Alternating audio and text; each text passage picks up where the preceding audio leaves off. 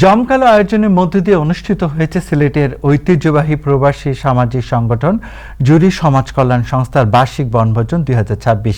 Michigan থেকে রফিকুল হাসান চৌধুরী তুহিন জানান, 26 জুলাই রবিবার মিশিগানের ওয়ারেন সিটির জন এফ কেনেডি মেমোরিয়াল পার্কে এই বনভোজন অনুষ্ঠিত হয়।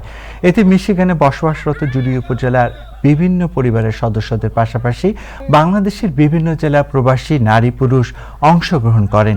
জমকালো এই আয়োজনে বিশেষ আকর্ষণ ছিলেন বাংলাদেশ থেকে আগত সাবেক রাষ্ট্রপতি মরহুম AQM বদরুদ্দোজা চৌধুরীর সাবেক সহকারী একান্ত সচিব ও সিলেট জেলা বিএনপির উপদেষ্টা তৈমুর হোসেন বিপুল এবং সভাপতি শরীফউদ্দিন শামীম।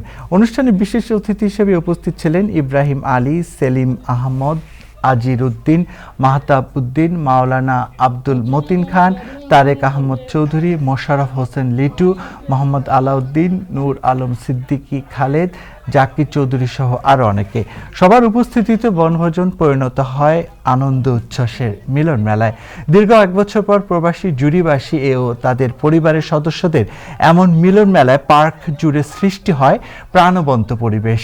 অনুষ্ঠান চলাকালে জুরি সমাজ কল্যাণ সংস্থার পক্ষ থেকে শিশু কিশোর থেকে শুরু করে বিভিন্ন বয়সী নারী পুরুষের জন্য আয়োজন করা হয় নানা ধরনের খেলাধুলা ও বিনোদনমূলক কার্যক্রম। এতে অংশ নিয়ে সবাই আনন্দে মেতে ওঠেন। বনভোজনে ছিল নানা ধরনের সুস্বাদু খাবারের আয়োজন, পোলাও, গরুর খাসির বিভিন্ন পদ, চিকেন রোস্ট সহ বাহারি খাবারের অতিথিদের আপ্যায়ন। ভুরিভোজে অংশ নিয়ে তৃপ্তি প্রকাশ করেন উপস্থিত সবাই। বাচ্চারা যারা খেলাধুলায় অংশগ্রহণ করবে